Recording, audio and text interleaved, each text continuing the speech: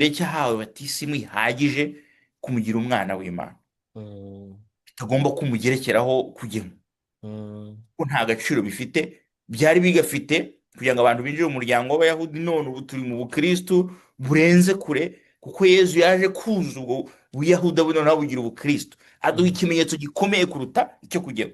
mm. Ugihawe rero ntagasubira inyuma. Yego.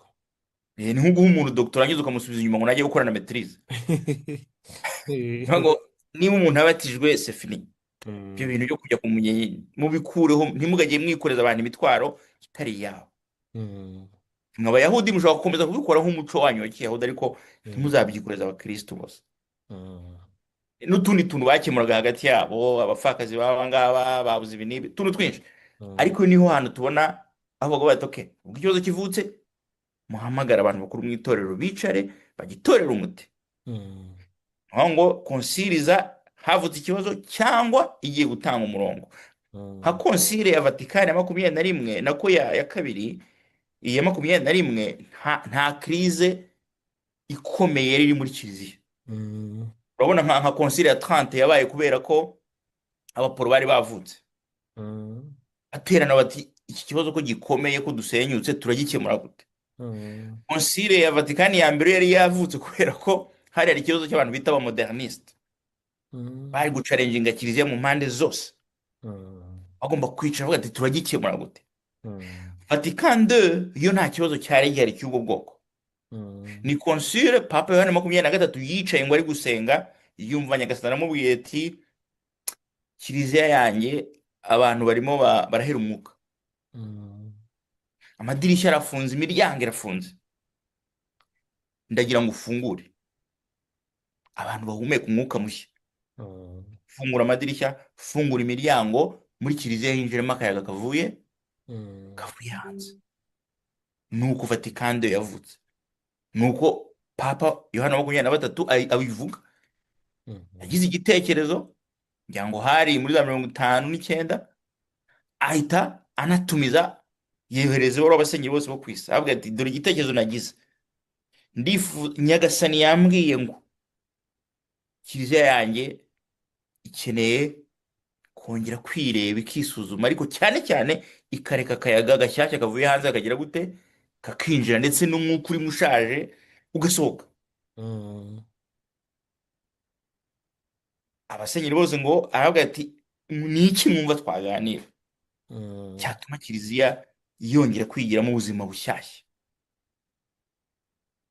Batanga ibitekerezo, barandika, barasubiza. Iyo dokima irahari, iriho amapaji 5,000 eh, y'ibintu abasenyeri baporopoje. mm, Hakabamo n'abasenyeri banditse umurongo umwe, ati papa ati kihe nta kibazo muri kiliziya, si muri gishobora gutuma duhura, tukireka niba ushaka kongera puvuwari y'abasenyeri, atari mm. icyo cyo nanjye numva naza. Ariko noneho abandi bavuga ati no, ibibazo biruzuye, tugomba korodona abagore, tugomba kureka abapadiri bakarongora, tugomba ibintu byinshi. Mm, Dokima y'amapaji 5,000 mm, igera i Vatikani. Papa ashyiraho komisiyo yo gusoma ibyanditse, noneho bagakora umurongo w'ibyigwa iyo nama izakoraho. mm, Inama yitumiza 62. Inama iba imyaka 4. Inama irarangira, irangije isohora ibitabo 16. Ibitabo 4 bita ngo ni inshingategeko, mm, constitution. mm, Ibitabo 9 by'amadekre, decrees, ibyo umuntu yakwita amateka.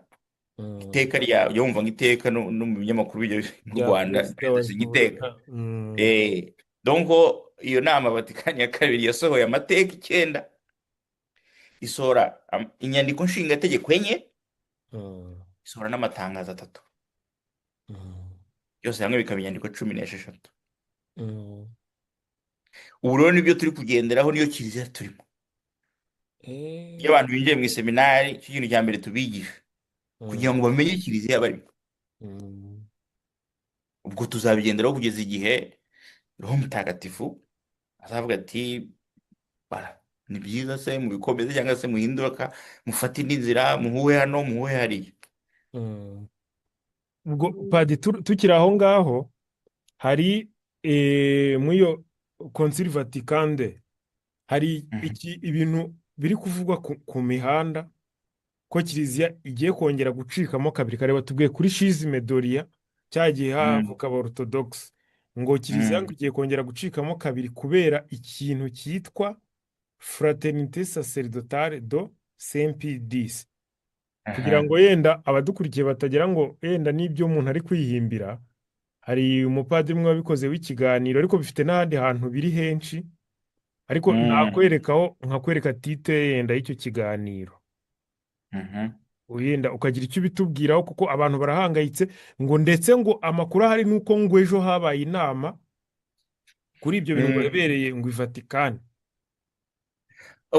Abakristo bashyira umutima hamwe ntacyo nta kintu gishya muri kiliziya irakuze cyane ku buryo ibintu byinshi Mm, ibirenze hari ibintu byinshi kiliziya yarenze byari mm, bikomeye kuruta ibi ngibi.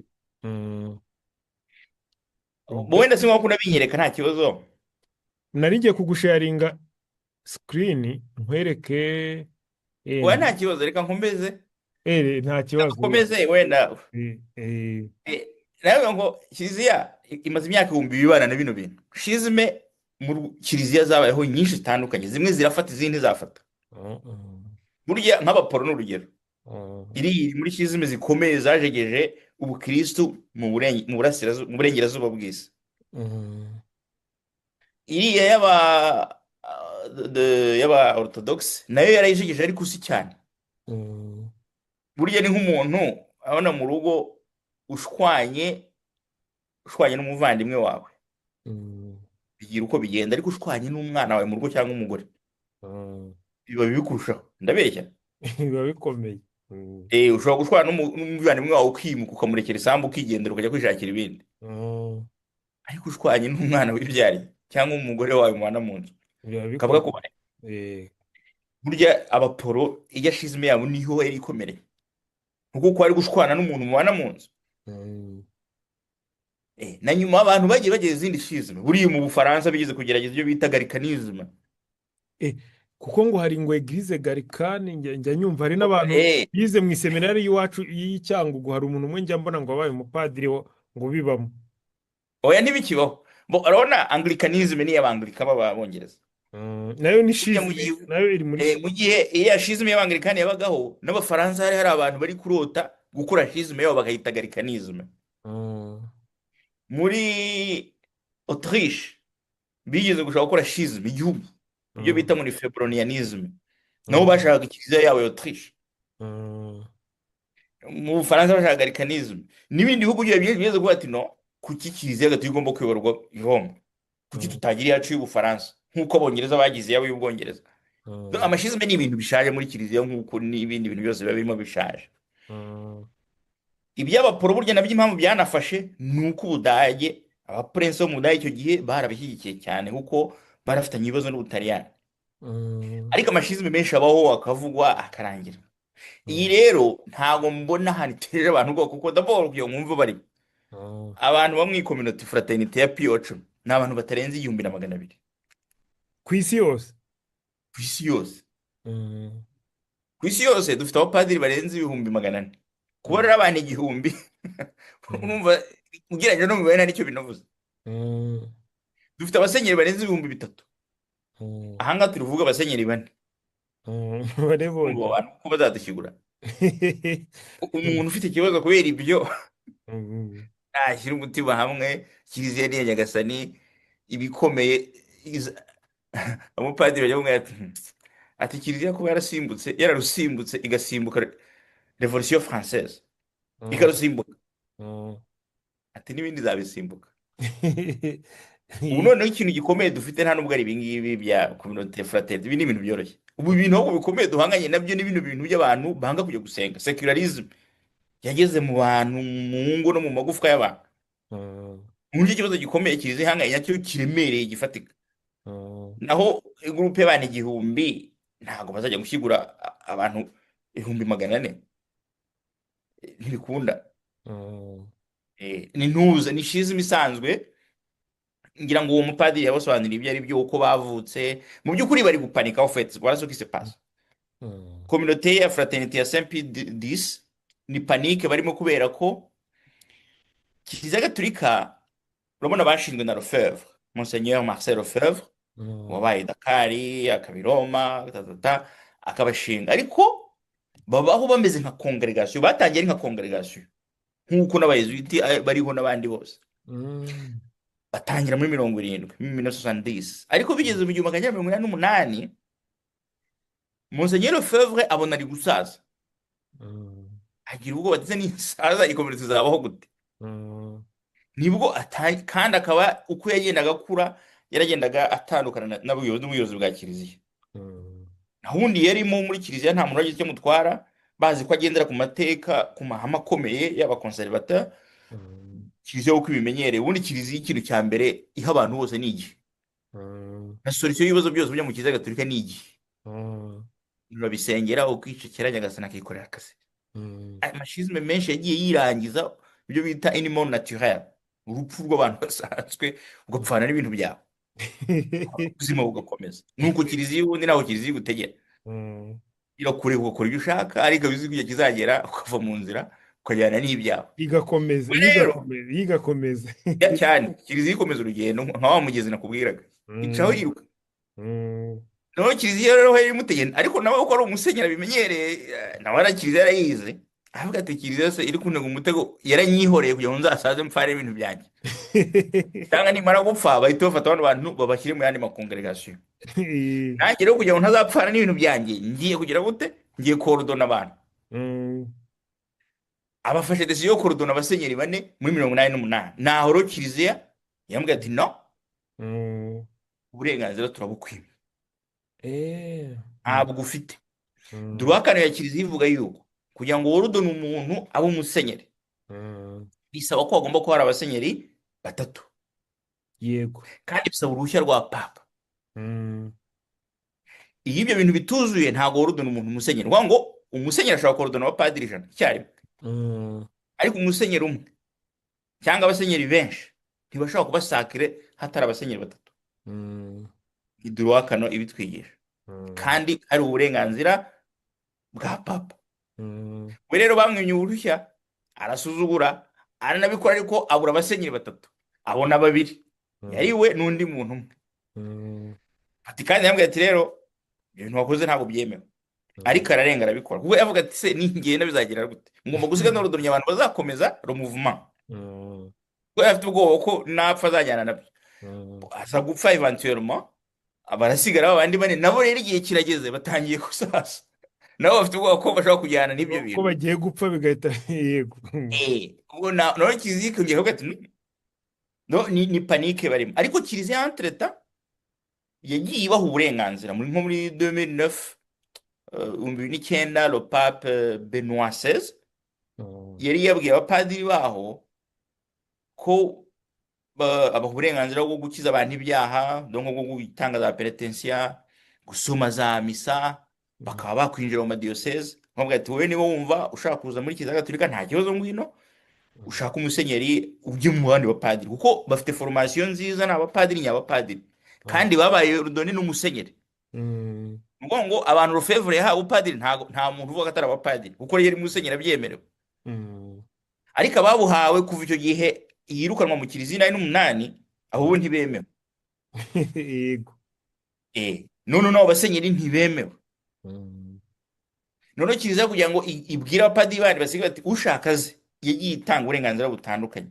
Ndetse no muri 2017 ejo bundi Papa Francisco ahamagara ba basenyeri ati mm, namwe turi mu gihe cy'impuhwe z'Imana, namwe nimuze, nubwo mwabaye sakire mu buryo butari bwo. mm, Papa ni papa, ashaka kwemvoka icyo bita ngo ecclesia supplete.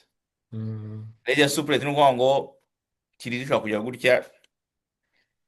Bon, tubikora inshuro nyine. Urugero, niba ngiye gusoma nka misa ngasanga nibagiwe ikintu, ariko nari mfite intention nziza yo kuyisoma, ntabwo icyo kintu cyambuza gusoma misa, nubwo hari ikintu nibagiwe.